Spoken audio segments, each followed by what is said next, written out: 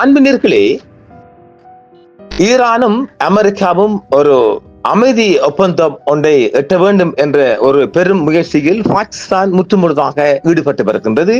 இன்னும் 4-5 தினங்களில் ஒரு அமைதி ஒப்பந்தம் ஒன்றை எட்டப் போவதாக அமெரிக்காவும் உத்தியோகபூர்வமாக அறிவித்திருக்கின்றது, ஈரானும் அறிவித்திருக்கின்றது. சில கிளியரன்ஸ் செய்த பிற்பாடு அக்ரிமெண்ட் சைன் பண்ணுவதற்கு ஜெனீவாவில் அவர் ஒப்பந்தம் ஒன்றை இடப் போகின்றார் என்று சொல்லியிருக்கின்றார்கள். இந்த சனிக்கிழமை, அதாவது இன்று ஒரு அதிகாலை வரையுமான 72 மணி நேரங்களில் எந்தவித ஒரு தாக்குதல் சம்பவங்களும் இடம்பெறவில்லை இரு நாடுகளுக்கும் இடையில். ஆனால் இன்று அதிகாலை ஈரானின் ட்ரோன்ஸ்கள் பல வகையான ட்ரோன்ஸ்கள் சுட்டு வீழ்த்தப்பட்டிருப்பதாக அமெரிக்கா அறிவித்திருக்கின்றது. ஹார்முஸ் நீர்வழிப்பாதையில் வர்த்தக கப்பல்களை குறிவைத்த ஈரானிய ஆளில்லா விமானங்களை அமெரிக்க படைகள் சுட்டு வீழ்த்திருக்கின்றது இன்று சனிக்கிழமை அதிகாலை. சர்வதேச கப்பல் போக்குவரத்து தடையின்றி தொடர்வதை உறுதி செய்யும் வகையில் ஹார்முஸ் நீர்வழிப்பாதையில் வர்த்தக கப்பல்களை குறிவைத்த பல ஈரானிய ஆளில்லா விமானங்களை அமெரிக்க படைகள் வெள்ளிக்கிழமை இரவு முதல் இடைமறித்ததாகவும் இன்று சனிக்கிழமை மிகப்பெரிய தாக்கி அளித்ததாகவும் அமெரிக்க மத்திய கட்டளை பிரிவு தெரிவித்துள்ளது. ஹார்முஸ் ஜலசந்தி ஸ்ட்ரைட் ஆஃப் ஹார்முஸ் ஈரானிய ஆளில்லா விமானங்கள் ட்ரோன் சுட்டு வீழ்த்தப்பட்டது குறித்து சமீபத்திய செய்திகள் வெளிவந்த வண்ணம் இருக்கின்றது. ஜூன் 13 இன்றைய சனிக்கிழமை அதிகாலை ஜலசந்தி வழியாக சென்ற வர்த்தக கப்பல்களை குறிவைத்த ஈரான் பல ஒரு வழி தாக்குதல் ஒன் வே அட்டாக் ஆளில்லா விமானங்களை ஏவியதாக அமெரிக்க சென்ட்ரல் கமாண்ட் தெரிவித்துள்ளது. அமெரிக்க படைகள் வான்வழியில் அந்த ஆளில்லா விமானங்களை இடைமறித்து வெற்றிகரமாக சுட்டு வீழ்த்தி இருக்கின்றது.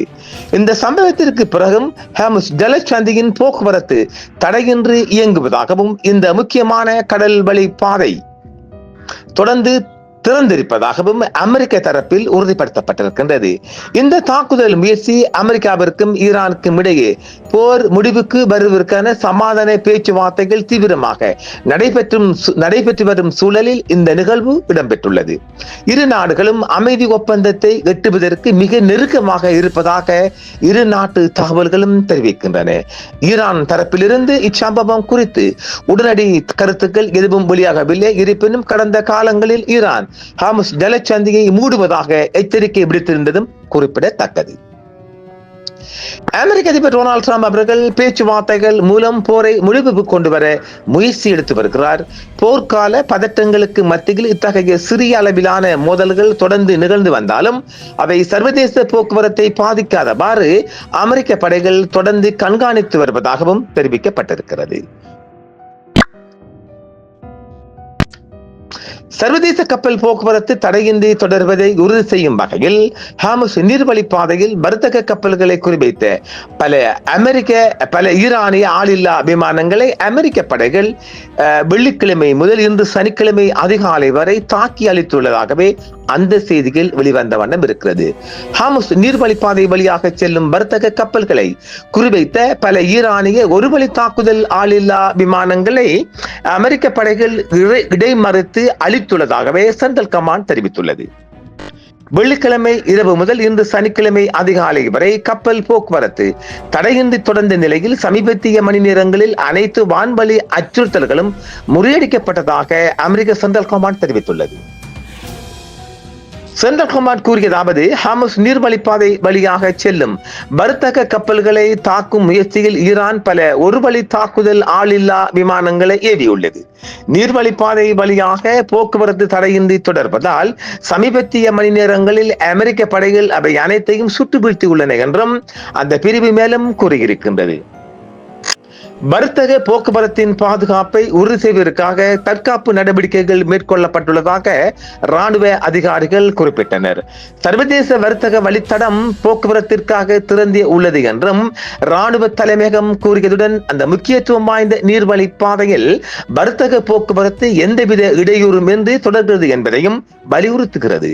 தாக்குதல் முயற்சிகள் இருந்த போதிலும் போக்குவரத்து அளவு இயல்பான அளவிலேயே உள்ளது என்று அதிகாரிகள் உறுதிப்படுத்தினர்.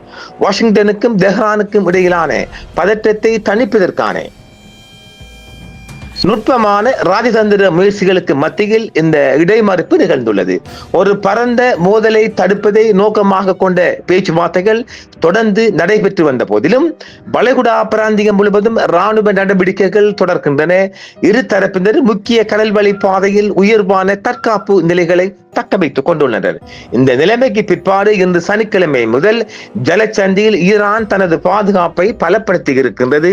ஆக 4-5 தினங்களில் ஒரு எக்ரிமெண்ட் எட்டும் என்று நிலை வந்தாலும் இரு நாடுகளும் ஏதோ ஒரு இடத்தில் மோதிக்கொள்ளும் நிலையை தென்படுவதாகவே அங்கிருந்து கிடைக்கும் செய்திகள் தெரிவிக்கின்றன. பார்ப்போம். தொடர்ச்சியான கண்காணிப்பும் அங்கு இருக்கின்றது. செய்திகள் வருகின்ற போது அவ்வப்போது தந்துவிடுவோம். நன்றி நேயர்களை, மீண்டும் சந்திப்போம். என்றும் உங்களுடன் சன்ரைஸ் இந்தியா டிவி. சப்ஸ்கிரைப் பண்ணுங்கள், பெல் பட்டனையும் கிளிக் செய்யுங்கள். உங்கள் ஆதரவே எங்கள் சேவை. ஆதரவு தாருங்கள், அரவணைப்போம். மறக்காம சர்ப்ரைஸ் பண்ணுங்க. தேங்க்யூ.